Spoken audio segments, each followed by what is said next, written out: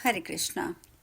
भगवान आगे कहते हैं, जवानी में भी इंद्रियों को वृत्तियां, कामना और राग की प्रेरणा से इधर उधर वियोगों में भटकती है। फिर मनुष्य रोगों से आक्रांत हो जाता है। अतः युवावस्था में भी सुख कहाँ। युवक को ईर्ष्या और मोह के कारण महान दुख का सामना करना पड़ता है। काम अग्नि से संतप्त रहने के कारण उसे रात भर नींद नहीं आती। दिन में भी अर्थोपार्जन की चिंता से सुख कहाँ मिलता है। कीड़ों से पीड़ित कोढ़ी मनुष्य को अपनी कोढ़ खुजलाने में जो सुख प्रतीत होता है, वही स्त्रियों के साथ संभोग करने से है। जवानी के बाद जब वृद्धावस्था मनुष्य को दबा लेती है, तब असमर्थ होने के कारण उसे पत्नी, पुत्र आदि बंधु बांधव, दुराचारी भृत्य भी अपमानित कर बैठते हैं। बुढ़ापे से आक्रांत होने पर मनुष्य धर्म, अर्थ, काम, मोक्ष इसमें से किसी का भी साधन नहीं कर सकता। इसलिए युवावस्था में ही धर्म का आचरण कर लेना चाहिए। प्रारब्ध कर्म का क्षय होने पर जो जीवों का भिन्न भिन्न देहों से वियोग होता है, उसी को मरण कहा गया है। वास्तव में जीवन का नाश नहीं होता। मृत्यु के समय जब शरीर में के मर्म छेदों का उच्छेदन होने लगता है और जीव पर महान मोह छा जाता है, उस समय उसको जो दुख होता है, उसकी कहीं भी तुलना नहीं है। वह अत्यंत दुखी होकर हाय बाप, हाय मैया, हाय प्रिया आदि की पुकार मचाता हुआ बारंबार विलाप करता है।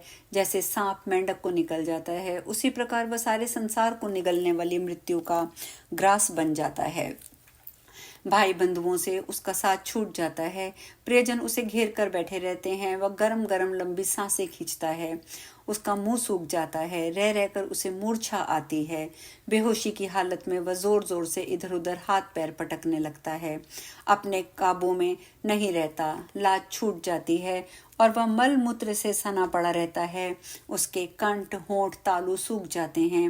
वह बार बार पानी मांगता है। कभी धन के विषय में चिंता करने लगता है। हाय, मेरे मरने के बाद ये किसके हाथ लगेगा। यमदूत उसे काल पाश में बांधकर घसीट ले जाते हैं। उसके कंठ में घर घर आवाज होने लगती है। दूतों के देखते देखते उसकी मृत्यु होती है। जीव एक देह से दूसरी देह में जाता है। सभी जीव सवेरे मलमूत्र की हाजत का कष्ट भोगते हैं। मध्यकाल में उन्हें भूख प्यास सताती है। रात्रि में काम वासना तथा नींद के कारण क्लेश उठाते हैं और इस प्रकार सारा संसार का जीवन ही कष्टमय है। पहले तो धन पैदा करने में कष्ट होता है, फिर पैदा किए हुए धन की रखवाली से क्लेश उठाना पड़ता है। इसके बाद यदि कहीं वह नष्ट हो जाए तो दुख, और खर्च हो जाए तो दुख होता है। भला धन में सुख है ही कहाँ। जैसे देहधारी प्राणियों को सदा मृत्यु से भय होता है, उसी प्रकार धनवानों को चोर, पानी, आग, कुटुंबीजनों तथा राजा से भी हमेशा डर बना रहता है। जैसे मांस को आकाश में पक्षी, पृथ्वी पर हिंसक जीव और जल मत्स्य आदि जंतु भक्षण करते हैं, उसी प्रकार सर्वत्र धनवान पुरुष को लोग नोचते घसीटते रहते हैं। संपत्ति से धन सबको मोहित करता, उन्मत्त बना देता है। विपत्ति में संताप पहुंचाता है और उपार्जन के समय दुख का अनुभव कराता है। फिर धन को कैसे सुखदायक कहा जाए। हेमंत और शिशिर में जाड़े का कष्ट रहता है। गर्मियों में दुस्सह ताप से संतप्त होना पड़ता है। वर्षा काल में अतिवृष्टि और अल्पवृष्टि का दुख होता है। इस प्रकार विचार करने में काल में भी सुख कहाँ है। यही दशा कुटुंब की भी है। पहले तो विवाह में विस्तार पूर्वक व्यय होने पर दुख होता है। फिर पत्नी जब गर्भ धारण करती है तो उसे उसका भार ढोने का कष्ट अनुभव होता है। प्रसव काल में अत्यंत पीड़ा भोगनी पड़ती है। फिर संतान होने पर उसके मलमूत्र उठाने आदि के क्लेश होते हैं। इसके सिवा हाय, मेरी स्त्री भाग गई, मेरी पत्नी की संतान अभी बहुत छोटी है, वह बेचारी क्या कर सकेगी, कन्या के विवाह का समय आ रहा है, उसके लिए वर कैसा मिलेगा, इत्यादि चिंताओं के भार से दबे हुए कुटुंबीजनों को कैसे सुख मिल सकता है। और राज्य में भी सुख कहाँ है। सदा संधि विग्रह की चिंता लगी रहती है। जहाँ पुत्र से भी भय प्राप्त होता है, वहाँ सुख कैसा। एक द्रव्य की अभिलाषा रखने के कारण आपस में लड़ने वाले कुत्तों की तरह प्रायः सभी देहधारियों को अपने सजातियों से भय बना रहता है। कोई भी राजा राज्य छोड़कर वन में प्रवेश किए बिना इस भूतल पर विख्यात ना हो सके। जो सारे सुखों का परित्याग कर देता है, वही निर्भय होता है। राजन, पहनने के लिए 2 वस्त्र हो, भोजन के लिए सेर भर अन्न, इतने में ही सुख है।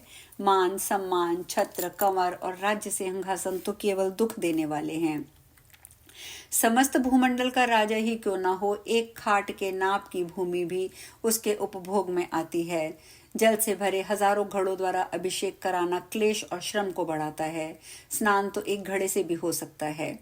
प्रातःकाल पूर्ववासियों के साथ शहनाई का मधुर शब्द सुनना अपने राजत्व का अभिमान मात्र है। केवल यह कहकर संतोष लाभ करना है कि मेरे महल में सदा शहनाई बजती है। समस्त आभूषण भार मात्र हैं, सब प्रकार के अंगरांग मैल के समान हैं, सारे गीत प्रलाप मात्र हैं और नृत्य पागलों की चेष्टा है। इस प्रकार विचार करके देखा जाए तो राजोचित भोगों में भी क्या सुख मिल सकता है। राजाओं को यदि किसी के साथ युद्ध छिड़ जाए तो एक दूसरे को जीतने की इच्छा से वे सदा चिंता मग्न रहते हैं। नहुष आदि बड़े बड़े सम्राट भी राज्य लक्ष्मी के मत से उन्मत्त होकर स्वर्ग में जाकर भी वहां से भ्रष्ट हो गए। भला लक्ष्मी से भी किसको कहाँ सुख मिला है। स्वर्ग में भी सुख कहाँ है। देवताओं में भी एक देवता की संपत्ति दूसरे की अपेक्षा बड़ी चढ़ी तो होती ही है। वे अपने से ऊपर की श्रेणी वालों से बड़े हुए वैभव को देख देख कर जलते हैं। मनुष्य तो स्वर्ग में जाकर अपना मूल गंवाते हुए एक ही पुण्य फल का उपभोग करता है। जैसे जड़ कट जाने पर वृक्ष विवश होकर धरती पर गिर जाता है, उसी प्रकार पुण्य क्षीण होने पर मनुष्य भी स्वर्ग से नीचे आ जाते हैं। इस प्रकार विचार से देवताओं के स्वर्गलोक में भी सुख नहीं जान पड़ता। स्वर्ग से लौटने पर देहधारियों को मन वाणी शरीर से किए हुए नाना प्रकार के भयंकर पाप भोगने पड़ते हैं। उस समय नरक की आग में उन्हें बड़ी भारी कष्ट और दुख का सामना करना पड़ता है। जो जीव स्थावर योनि में पड़े हुए हैं उन्हें भी सब प्रकार के दुख प्राप्त होते हैं। कभी उन्हें कुल्हाड़ी के तीव्र प्रहार से काटा जाता है तो कभी उनकी छाल काटी जाती है, कभी उनकी डालियां पत्तियां फलों को भी गिराया जाता है, कभी उनकी प्रचंड आंधी से वे अपने आप करके गिर जाते हैं, तो कभी हाथी या किसी दूसरे जंतु उन्हें समूल नष्ट कर डालते हैं।